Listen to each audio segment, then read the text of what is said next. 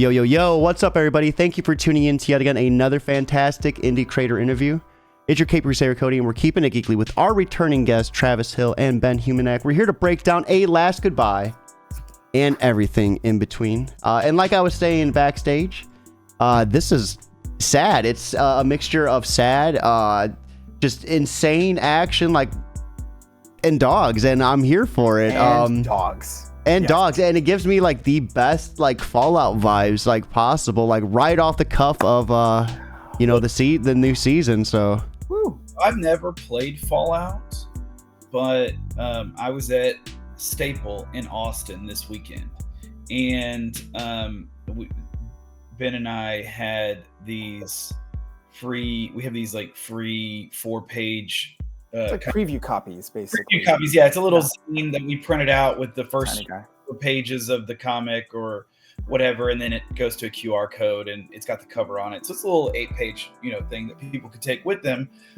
from stopping by our table. And people I heard over the course of the weekend, maybe 10 to 12 people yo, this is kind of giving me makes me feel like Fallout. And I was like, I've never played Fallout. I don't know what it sounds good. So now I've been yeah, if you like Fallout, you'll love this. I have no idea, but it's the moment. We're in the zeitgeist. We're hitting it just right. Well, the Amazon show, right? The Amazon show from Jonathan Nolan and Lisa Joy, that's blowing up. So hopefully that helps out. And that's supposed to be based off of 4, which I never really played a lot of 4, but I played the crap out of 3, New Vegas. I would recommend those 2 if you guys want to dive into it. Obviously, maybe consider doing it on PC with a mod.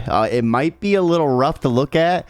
I don't know. I think those games have a charm to them.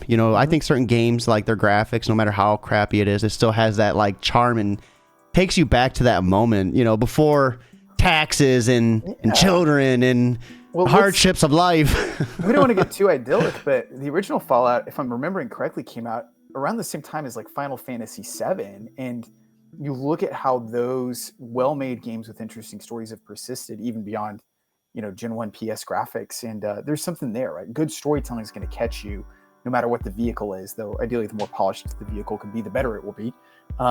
So I think, it's just a thoughtful world. It's interesting to me how Fallout starts from an alternate reality where nuclear fusion has kind of gone different directions in the 1940s, stayed culturally relevant for longer. Our story is not coming from that place. It can easily be extrapolated from present day, but just a few thoughtful changes can make it worth sticking around in. Speaking of really good storytelling, I really enjoyed this book in particular. I thought you guys did a great job of building up a character, sidekick awesome dog as well. I always have a soft spot when there's a dog involved. I don't know what it is, but it just always brings that that badass vibe, I guess, for lack of better words, because you know some stuff's gonna go down. I mean, a cat. I love cats. Don't get me wrong, but a cat really can't do too much in the wilderness. A dog, on the other hand, is the perfect companion for it. Where did the inspiration for this come from? I mean, you both really said you didn't play maybe too much Fallout. Where'd you guys get the idea from? So the idea originated with I wrote a short story. So I used to write for this group, Ashcan Comics Publishing, that's kind of now defunct, but it was a kind of 2-year and a half window that I was writing for them. And what they did was they put out a flash fiction anthology every month where it was 3 pages or 750 words of prose, and then you kind of paired with an artist and did a pinup piece of art, and they would get these kind of each one would have a new theme, right? So some theme that was Western or cosmic or whatever, and so there was a theme that was kind of end of the world was the idea. And so I was writing towards that theme, and one thing I was really drawn to at the time, or maybe shortly before writing this, that I thought about that has nothing to do with the theme of End of the World, but Charles Soule's, that's how Soule, Soule, is that how you say his name? Yeah. I believe so. Yeah. Charles Soule's writing that Inhumans book when he was the main X-Men guy, and this is the time where you had Miss Marvel, Kamala Khan come into existence because of the Terrigen Mist. Jonathan Hickman, now I'm just bouncing backwards, but Hickman's Avengers run that infinity where the Terrigen mist, cloud was going around the earth, and making new Inhumans. And so Soul was writing a series called Inhumans, and he had this one character called Reader who was blind, and was kind of a nomad in a type of like mech tunic, who had these like braille cards and he had his power was his like Inhuman power was a real genie like thing where he could the braille cards would change, but he could read 3 braille cards every 24 hours, and whatever he read would like happen, right? So it's like this thing where like that's his power. He's like a braille reader, and he had his dog who traveled with him and was like his seeing eye dog, and like they were on. So he's writing this big like Inhumans book, but he would cut to this character who was doing this kind of nomadic travel, and I was really interested in that. So I kind of got drawn to that and was like, oh, well, what happens if like you have kind of a duo, guy dog duo, kind of facing the end of the world and trying to just kind of go on this journey, for just from one place to another. That's all. It was a journey narrative, and so I did that, and that was the inspiration for it.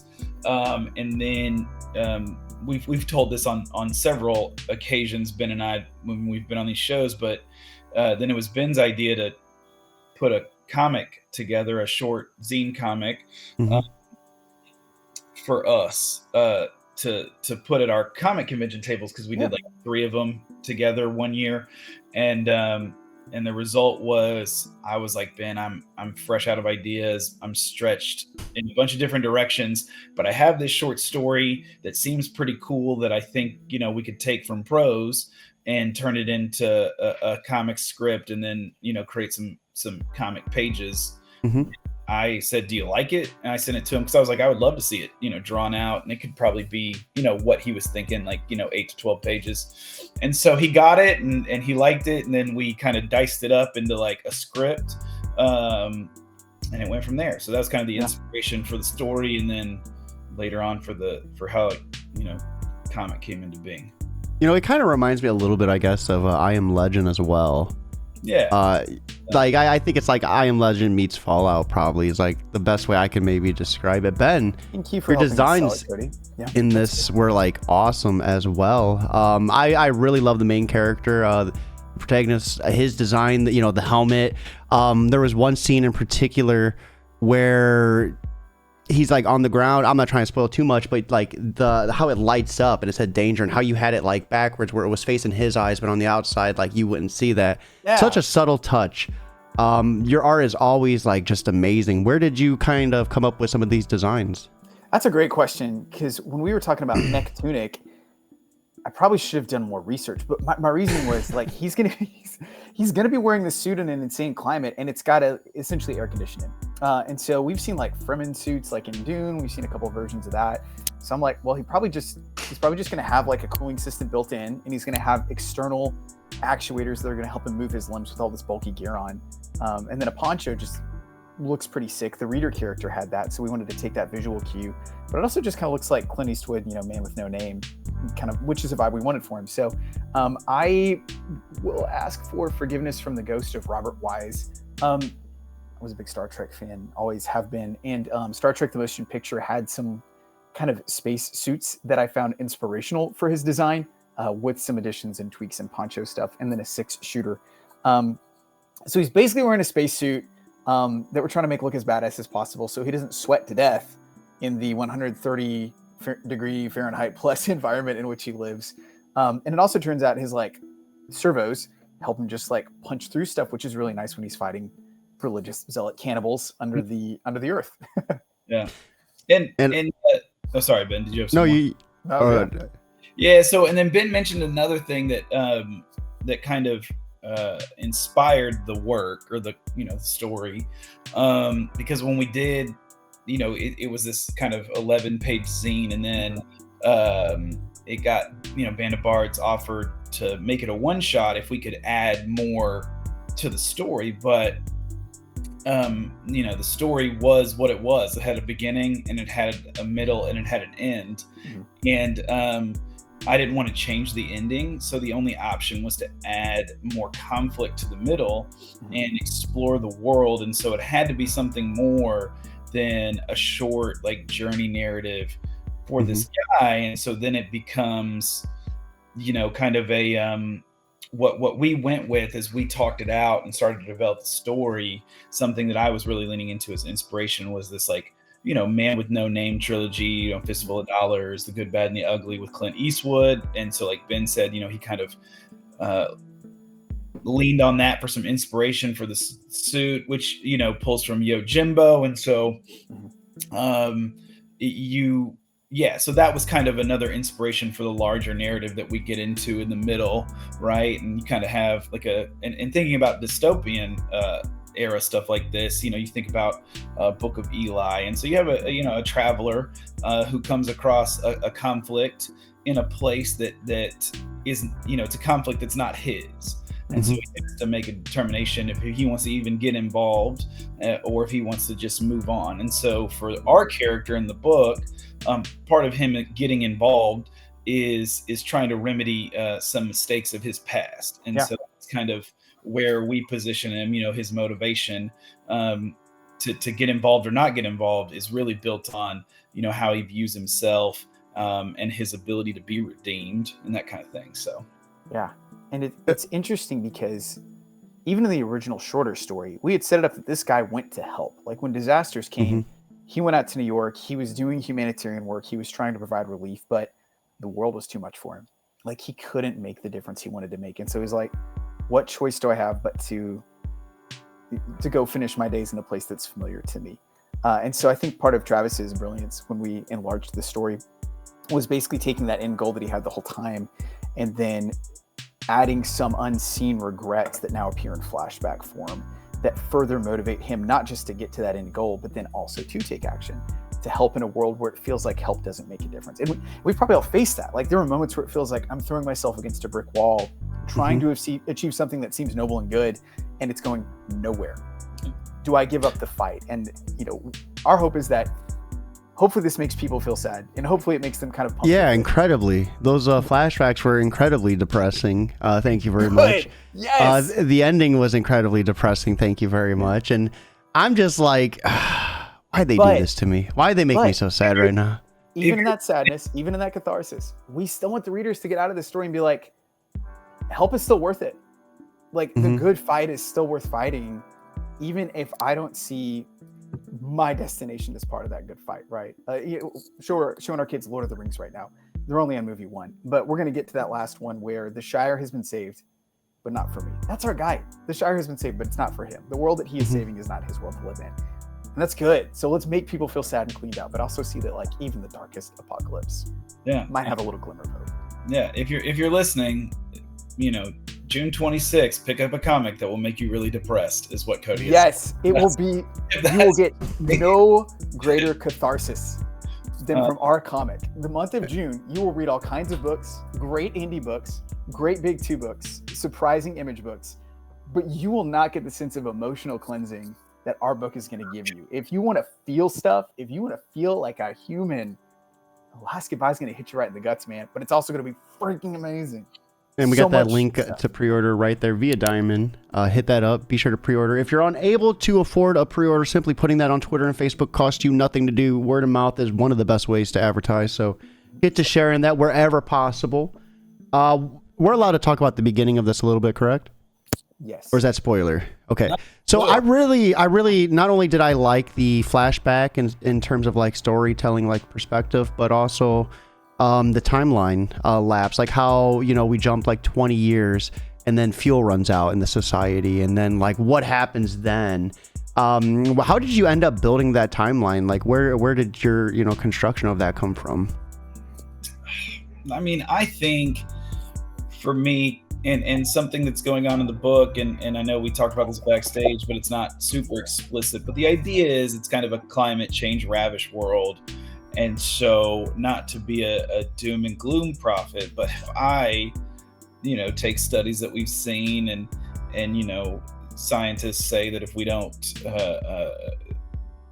cut emissions, then we're going to hit that 3-degree mark, pretty soon in the next decade.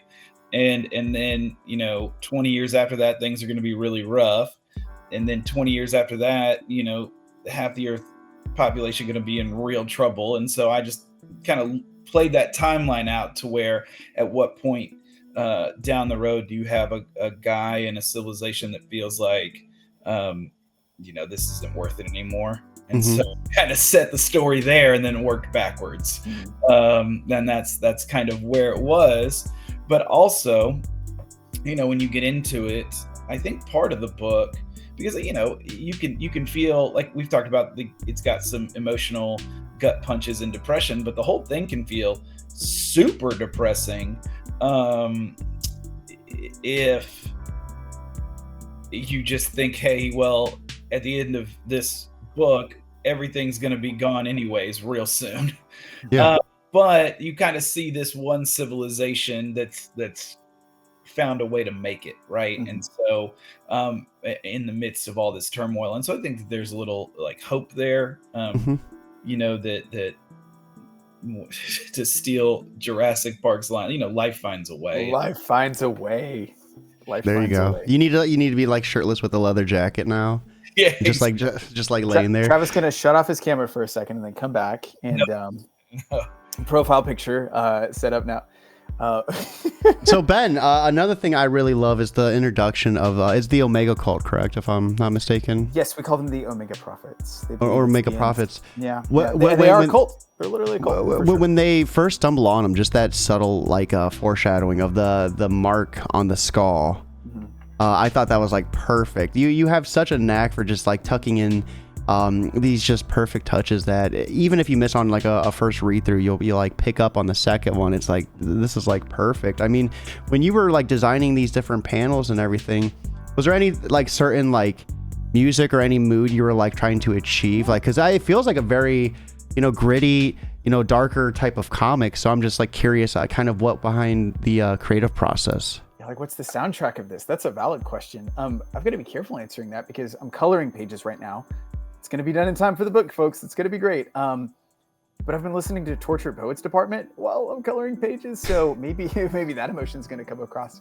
When these were first being drawn, I mean, you're talking Cody, the initial pages for this book, the first 11 we did, were done back in, Travis help me out on this, was it 2021, 2022? We tried to get this together? Was it early 21 when we finished? Early 2021, because we went to Fan Expo Dallas. Fan Expo Dallas, yeah. So, yeah, at that point, I think probably apocalyptic synth music would have been the closest thing at hand that I would have been listening to. And there's some really great ethereal stuff. There's a guy named Tycho, who's just kind of a synthetic musician. He mostly makes instrumental tracks, and his stuff's really good. But some of it's really wistful, and some of it's really swept and sad. And so I think that would probably be a good cognate for what I was listening to around that time. And really with these symbols you're talking about, the Omega Prophets, they like to draw, a Greek Omega around their foreheads with a cross on it. And when they have consumed skulls they've left behind, they do the same thing on those. And I think in some ways that's kind of a way to show that this is an inversion or like a distortion of proper, true faith. For early Christians, their sign would be to draw maybe like a half of a fish in a sand, and then the response sign would be to draw the other half, making that like ichthus that you would see like on car bumpers and stuff. So the fact they've got like a call and response sign for their group to identify, and that they mark their kills and their victims with it, felt like a subtle way to say, hey, if you know the tradition, then this is a bad version of that, right? Like, this is another reason the world is very dark, because the thing that ostensibly would represent hope now represents consumption and death, and we aren't here for that.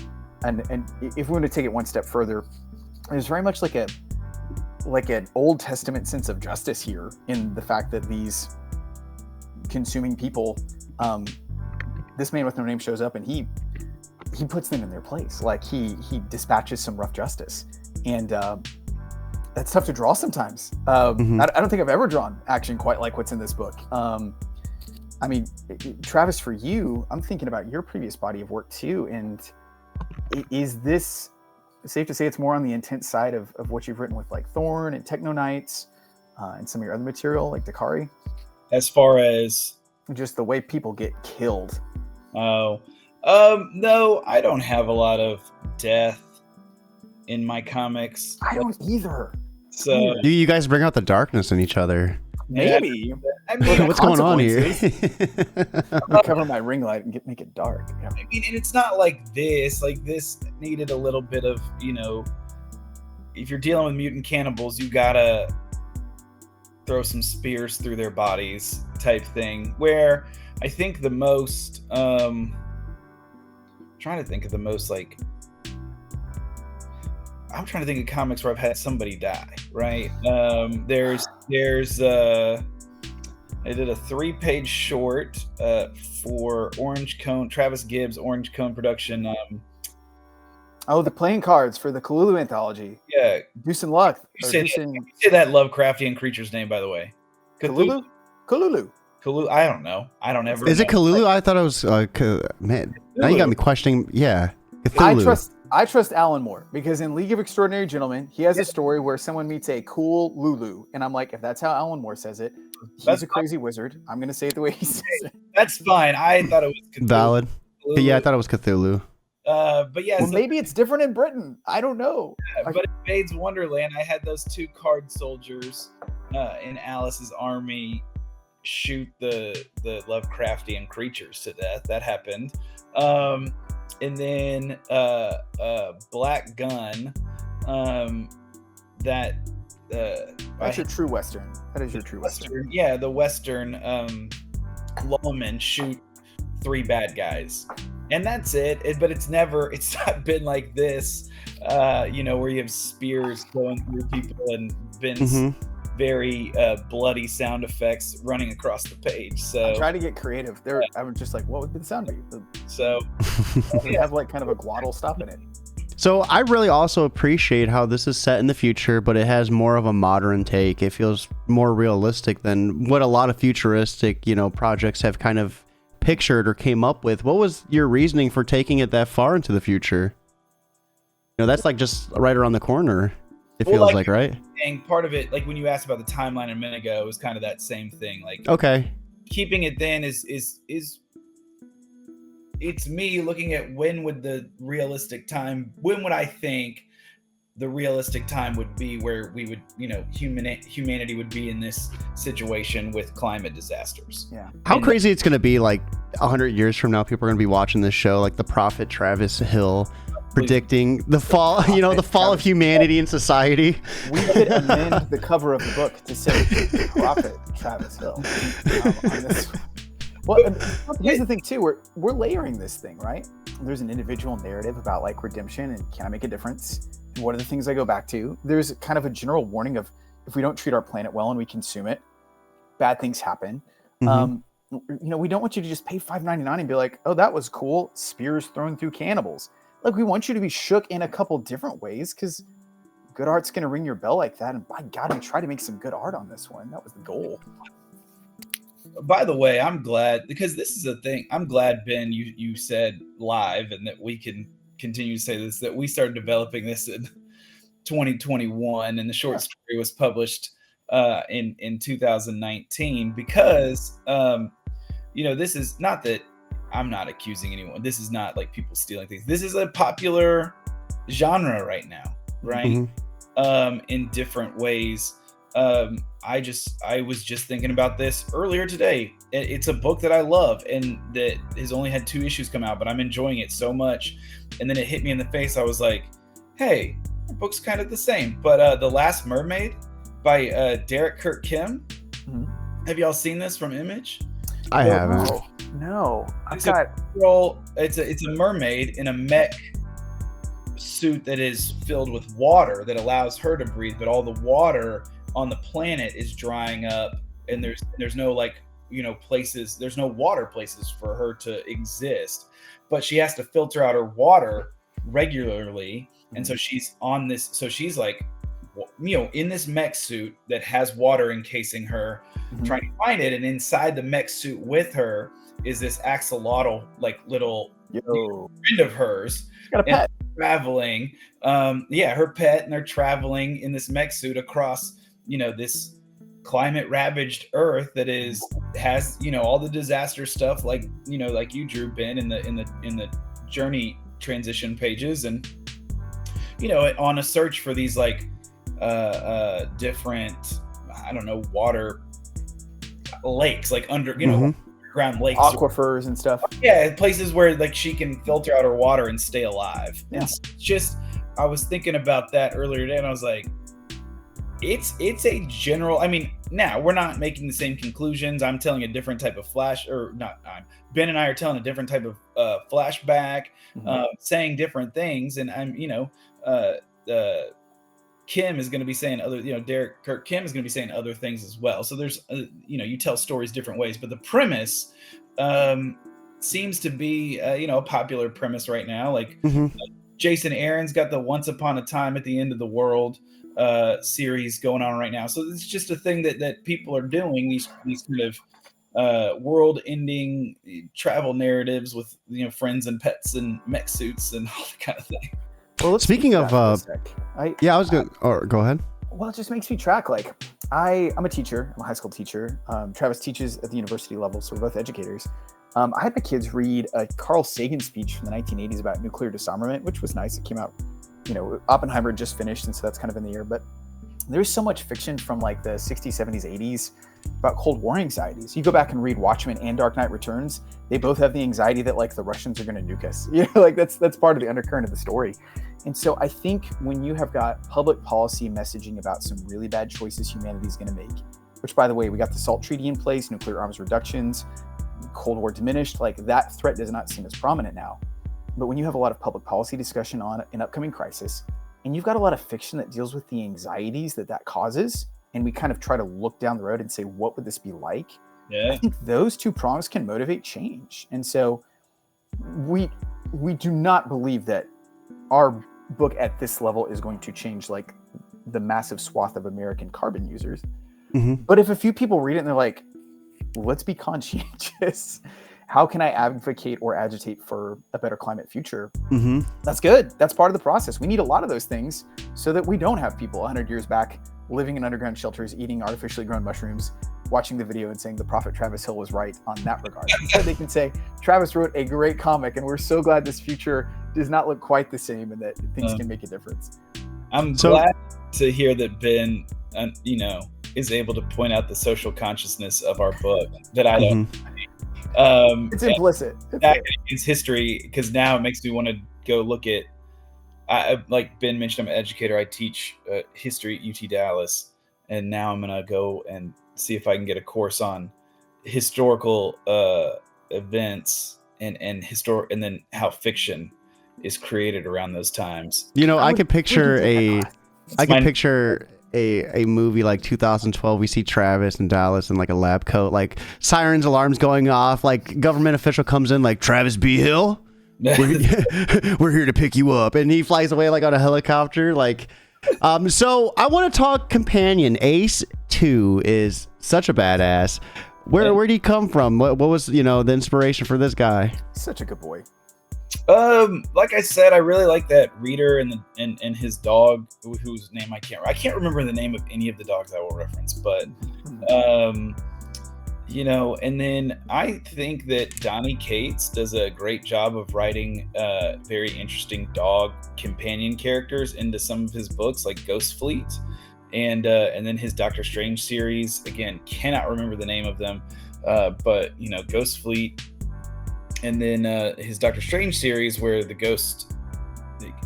Here's the thing about Donny Cates' books, though: the dogs are this emotional turmoil that don't make it, and so we don't do that. We don't do that. And so it's super sad. And so I was like, you know what? I want to do something just like some of these other books, but with not do that to the dog. Nope. Because sometimes I think in comics, and this is not just about what Cates does, but the animals are mistreated to show that a character is bad. And so instead of killing humans, they mistreat or kill animals, and that we have a connection to. And so this is the bad person.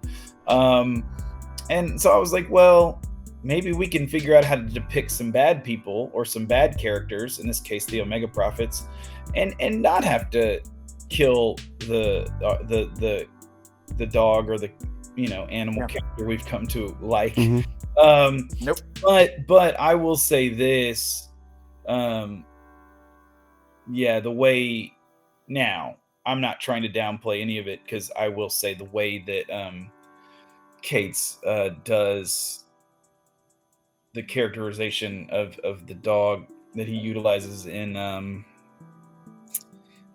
Doctor Strange is really good, and I think that then he comes back as like a ghost, and then he's a companion, or an astral plane companion, and so it all works out. But he's still a good boy even after life. But I mean, I think that now I don't want to mix up my stories, but I think that Strange needs something from the Tree of Life. How do you say that in Norse mythology? Yggdrasil. Yeah, Yggdrasil or whatever. But Kululu. Yeah, yes. Your guess is as good as mine.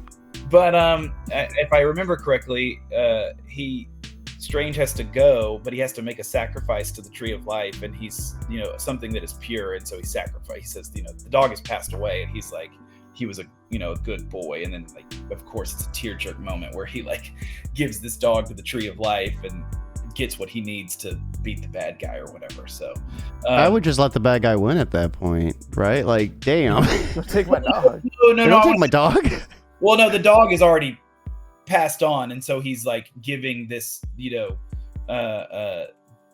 deceased companion over to what is life, and so it's a pretty emotional, good thing. Okay, it's beautiful. Yeah, it sounds sad still. It's very. See, I have a pet theory about this, and I don't know if I've told Travis this, but I'll say this now.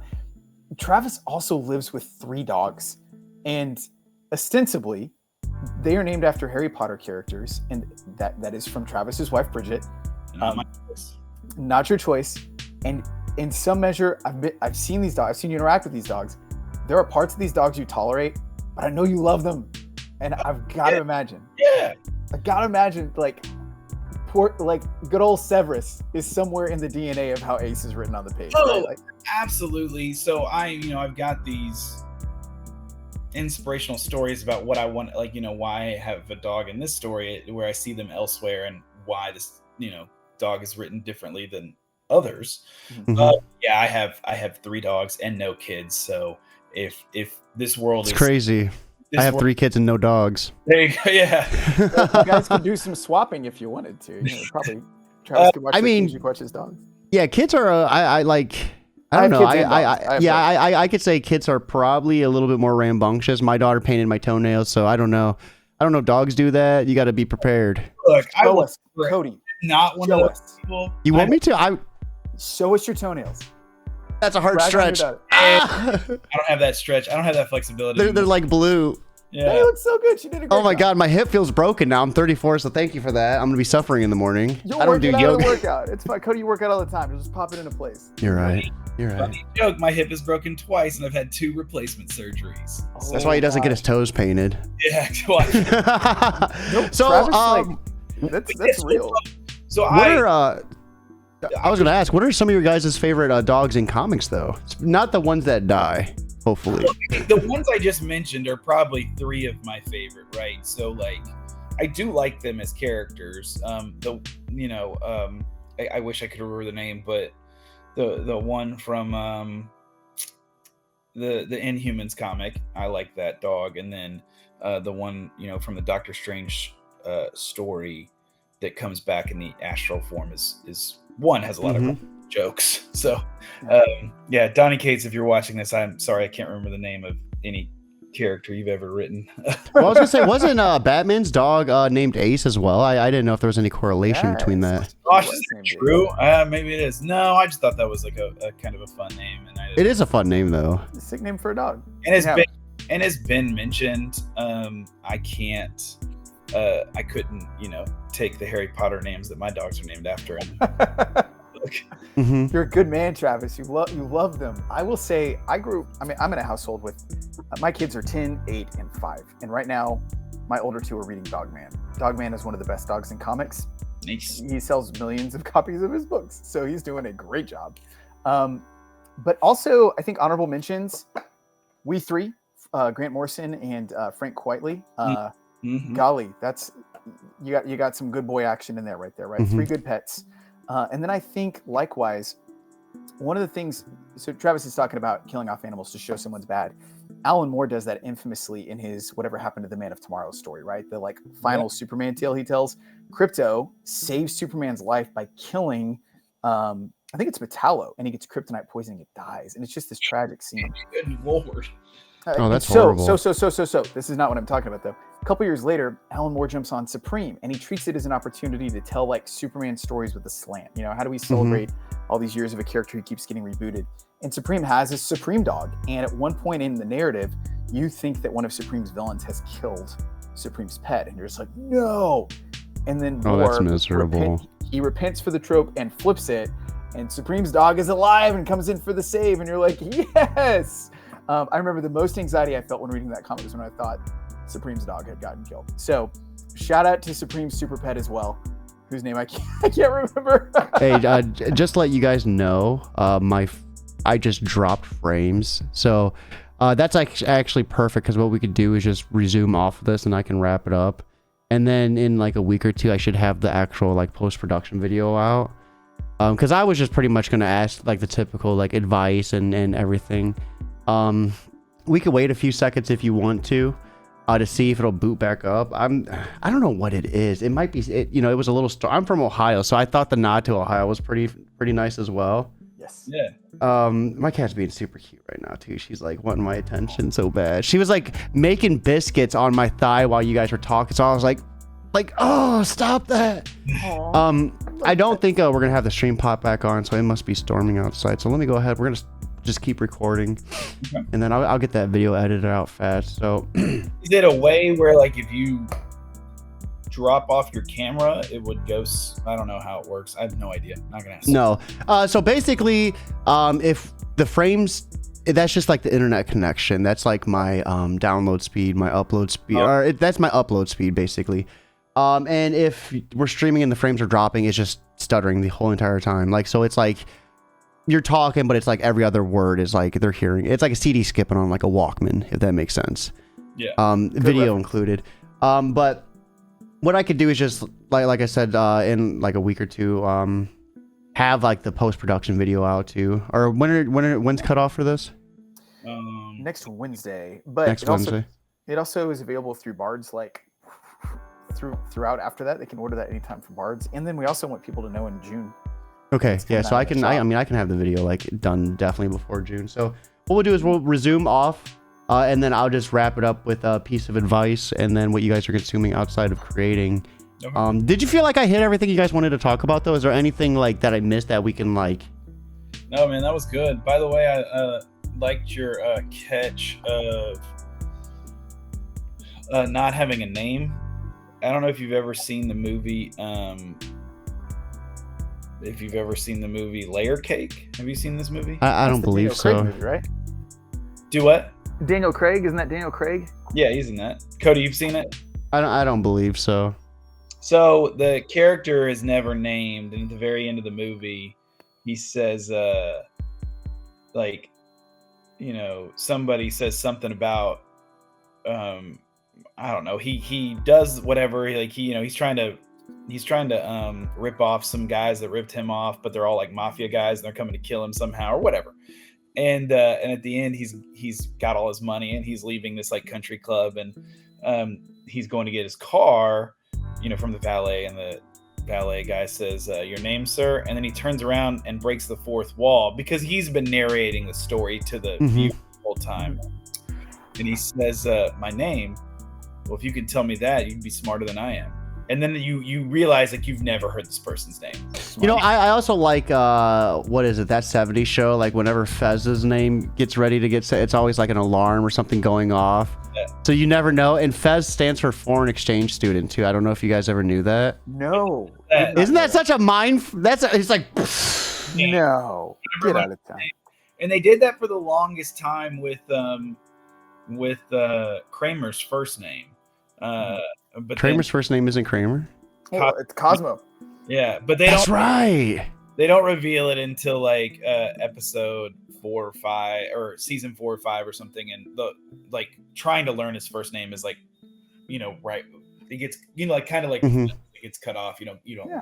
All right, so let's go ahead and I feel like we could just go on tangents like all night long. That's like my gift. I could just do that unintentionally. Let's resume from what we were talking about, and then I'll tie it in, and then it'll be a clean edit. So another animal I really hated, you know, on the cat side of thing, is it what, Dexter or the Red Lantern cat? He gets tied in a bag and thrown in a river, and that's how he becomes a Red Lantern and is out of rage. It's a really sad and traumatic story. I might be saying the name wrong, but it's like, what is wrong with these people hurting animals? Like, don't be doing that. So you two have both been on the show before. You guys both know the drill. I always love asking for a piece of advice and then what you're consuming outside of creating. So how, you know, for anyone looking to write something with maybe a deeper message behind it, and then on the artist side of thing, you know, you can add maybe an artist's perspective to it if you can, Ben. But for anyone looking to add layers to their story like that and add like deeper like thoughts processing, what would be your biggest, you know, piece of advice to achieve that? Am I going first, or are you going? Yeah. Well, we'll start with Travis first. Sorry. Okay. You know, this is cliche, but you know, pull from what you know, and then also kind of how you think about things, right? Like what would give you, what would make you sad, right? What would get you to this emotional point that you would think, man, I wouldn't want this to happen to me, and maybe I've seen it happen to others, and God, I hope that I hope I'm not in this situation, because I would be really, you know, really sad. And so, you know, I'm not trying to give away any of the backstory, but you guys know it. And I've just thought, man, if that was ever, you know, something I was faced with, it would be really tough. And, and I hope I would handle it differently. But then I also think, like, we're all human, so we could all handle it. We could all handle tough situations like that really poorly too. So that's kind of it. Like, pull from not just what you know, but what you think about, what you don't want to know, you know, what you don't ever want to experience, things that kind of scare you a little bit, and so that kind of thing. And then there was a moment where the main character is my grandfather passed away back when I was a sophomore in college. So I guess I was like 20, 21, something like that. And then but he would hide these little notes around the house for my grandmother to find. Oh man. And she would find them and read them while he was alive, right? You know, they'd be cute little things. And then but she found one after he passed away. Yeah. And that makes it into the story, where he wrote on it, he said, you know, I'm not afraid to die, I'm just afraid to leave you alone. And Oh my God, dude. she still has that, and that's kind of, you know, I remember Travis. reading that, and that was, and the like meaning behind that is like hits even heavier. Jesus Right? Christ, Travis. And that's not me, and that's not my experience. That's my grandmother's experience, but it's something that I know that makes me really sad. So, Oh my God, it makes me sad. That's like a yeah. in a perfect world. After people read this book and love it, we're gonna go back and do a trade paperback of it. Travis loves me making crazy declarations like this. We're gonna put a square spine on it. We're gonna sell it with extra stuff in the back to enrich it, and part of it is gonna be Travis's story about his grandma and his grandpa. Because my gosh, Yeah. Yeah, that's so sad. And like a Polaroid picture of the note. Oh my God. Yeah. We just made it happen. Ben, you are a writer as well as an artist, so you can, I feel, add some good advice to this as well on your end of things. You know, how do you go about layering or recommending it to someone who's just trying it? I think that's part of where the art stage comes in. Whenever you do a story, you're going to have an initial draft, and then you're going to refine it through successive drafts. And the art is a successive draft. And I think for Travis and I, when we were expanding the story from Pose to comics, and then from comics to more comics, I think art became part of that process of discovery where, okay, well, let's just throw this random visual inspiration here. Oh, okay, now this triggers a new idea for what we can do with this story. I think if you lean into that power of collaboration, then that gets you more mileage from your visual ideas as well as your narrative and text ideas. And I'm not saying that to like toot a horn. It's hard for me to do if I'm writing and drawing my own comics because it's the same brain, right? But when you've got two different storytellers coming together on the same story and contributing their different strengths to it, I think that adds that extra resonance. And hopefully that's what we achieve here. But I will tell you this, there exists a prose version of the story that Travis wrote, as he said back in 2019, that is plenty resonant and deep on its own. So in a lot of ways, it was a joy to get to discover and add alongside Travis with the core of something that was already very true and real from him. That's so awesome. I love it. So outside of creating, what are you two consuming? We'll start with Ben this time around. Video games, comic books, TV shows. Honey roasted salted nuts from Costco or what I'm consuming. Probably too much because it's not. I don't have Cody arms yet. I need to. Find you got to eat the hot dogs. Yeah, the hot Costco dogs, hot right? dogs, $1.50, man. I will tell you what I'm consuming right now. The final season of Star Trek Discovery, which is so good, and people who've never watched Star Trek need to watch Star Trek Discovery. It's great. I am reading Brandon Sanderson's White Sands. It's a graphic novel that's based out of his kind of shared fantasy universe. It's wonderfully told. And then I'm reading Tale of Two Cities for my classroom life with my high school students, and watching the way that Dickens layers in unexpected connections through a story and then uses metaphors to make those hit is really instructive to me, and it's really rewarding to see when my students cotton onto that. That is fantastic. So I love that. Love having multiple streams there. But Travis, what about you, man? Hold on, is White Sands, is that the one, the guy, what's his name? Kenton is the main character, Kenton. Oh, no, the author. Brandon Sanderson. Didn't he do the Kickstarter that made like $4 or $5 million? Is this the book?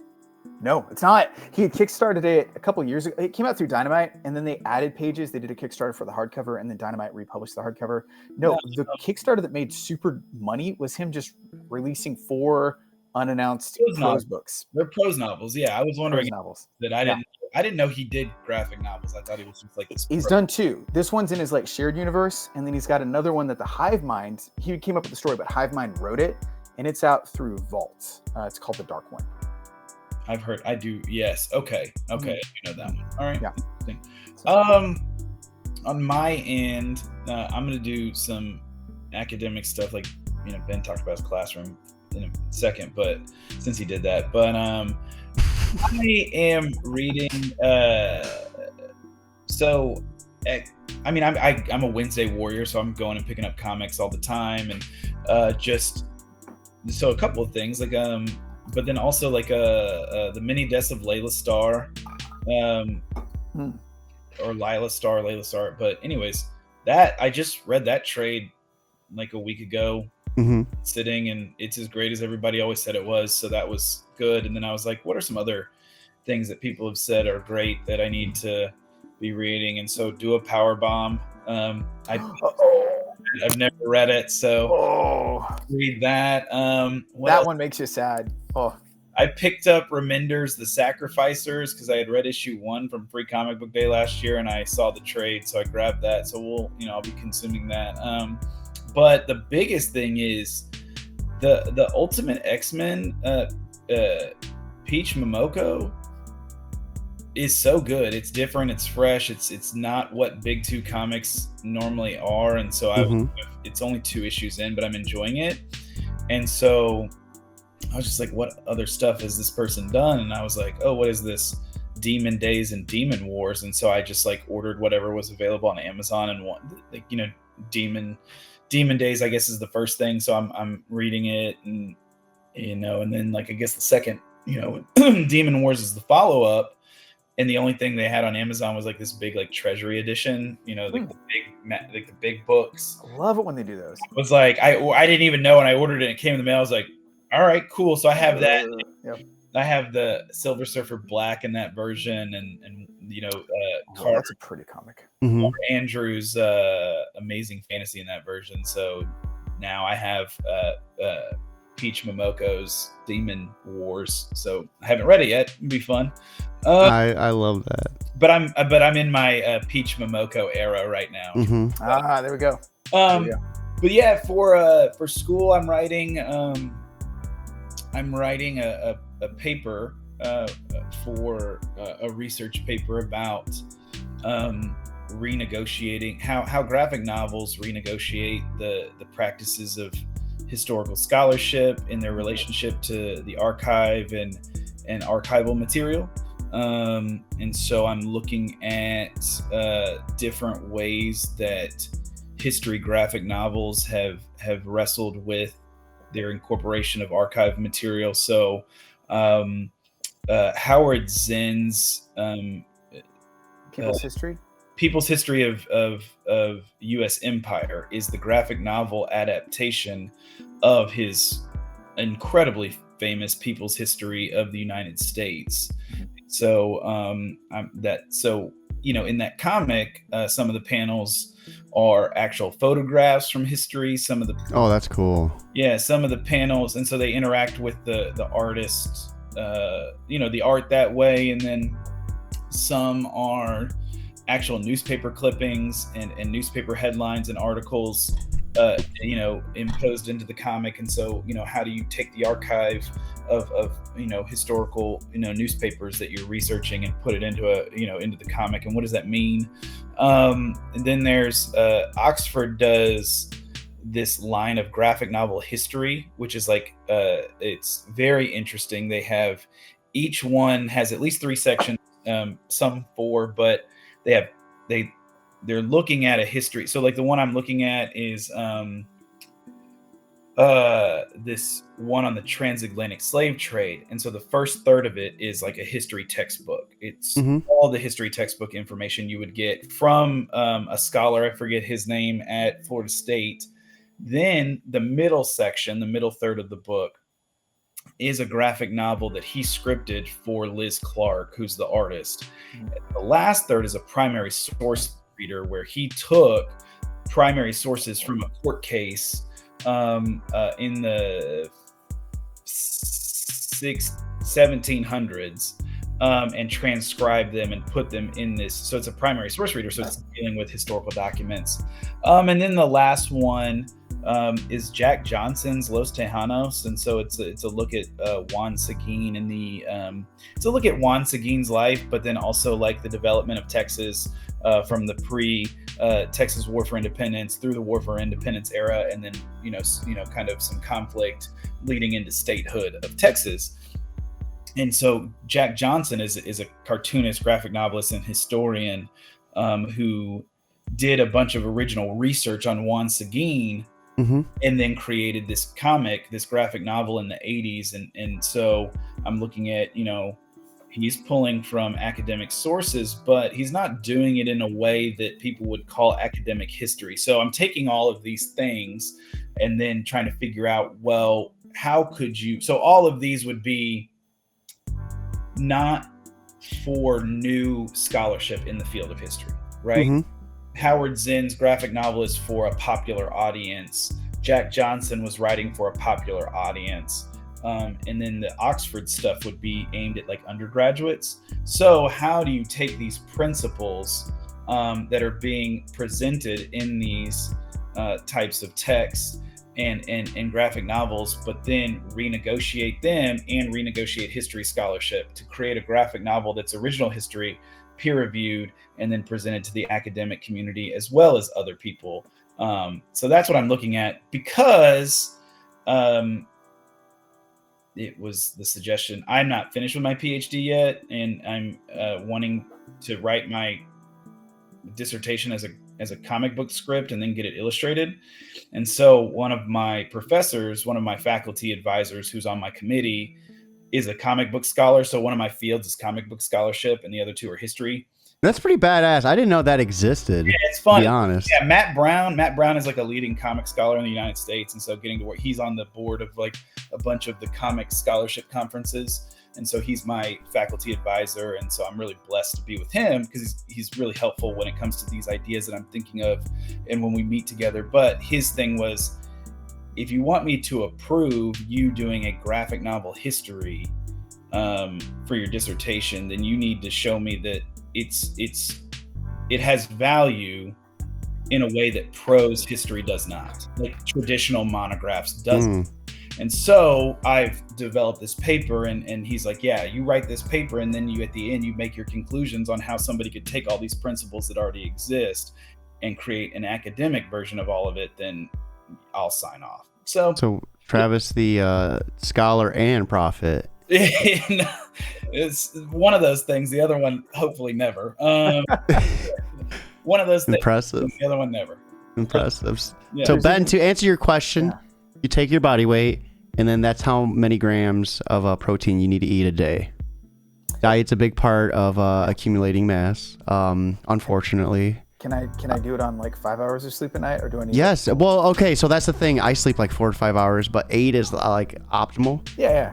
Because your body needs time to rest. Mm-hmm. I was going to the gym like every day religiously for like 7 months, and then I started doing like 1 to 2 rest days, and then volume over weight. So, you don't need to like ego lift. You could do something that's like, not too bad, but do like 12, 13 reps. You know what I mean, and up your rep sets.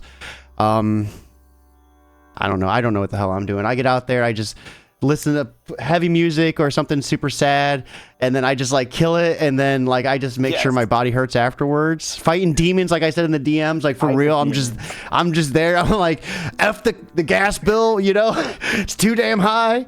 I'm not doing it though. that consistency, it's the same thing with writing, right? Like if you want to get good at writing, you got to write. Cody, put the time to it. Cody, how old are you? 34. We're on opposite paths. Like when I was doing all the things he was saying is when I was playing basketball, and then when I retired, I stopped doing all of those things. In my body, diet is a big part of my body growth. I still got the dad gut. Don't get me wrong. I be grilling every Sunday. Yeah, but you're bulking. You're bulking up. Yeah, that's the difference. When it's like that meme. It's like when it's like sexual harassment and not. It's always like the dude's super gross. Like as long as you're working out, you can overeat and no one's gonna say anything because you're like, I'm bulking. But if the second like you're not working out and you're just like slobbing it, they're like, get it together. But no, man, you've made a lot of improvement, and the way you've kind of tracked your progress has been encouraging. So I applaud that, because that's not easy to do, and to keep that motivation. And it's going to be better in the long run to be healthy in that way. So Cody, I got to give a shout out. And I'm probably going to butcher the name. Easton, is it devour? Yes.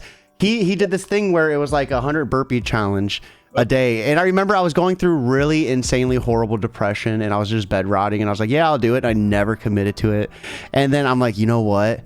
Like I was like going to the gym to doing cardio. I was like, I'm going to start lifting. Yes. And like, that was the post that like seriously propelled me. Yes. Easton's got that sleeper build, man. So like, dude, he's ripped, dude. Well, yeah. I mean, I'm not sure. I don't want to speak to what he does, but like that man like grows his own food and like plants his garden. I mean, he is on it, man. He's ready for Fallout for real. Like, Cody, let's make a promise. When we come back to press with like a trade paperback of Last Goodbye, we'll come back on the show, and Travis and I promise to come with some gains. We'll check in a year. By then, I'm gonna just be like a cloud, like, hey guys, you're just like, no next. Anything is possible. I promise I'll still be able to do at least one push-up and one sit-up. Oh my God, they'll be good. All right. I'll hold the form. I'll do one, and if Ben can get me to commit, that's true. I can do it. You can do it. Accountability. And with that being said, it is time for us to wrap up. I know we said we were going to keep it, under an hour, but here we are. I hope you all have a fantastic night, but most importantly, keep it geekly.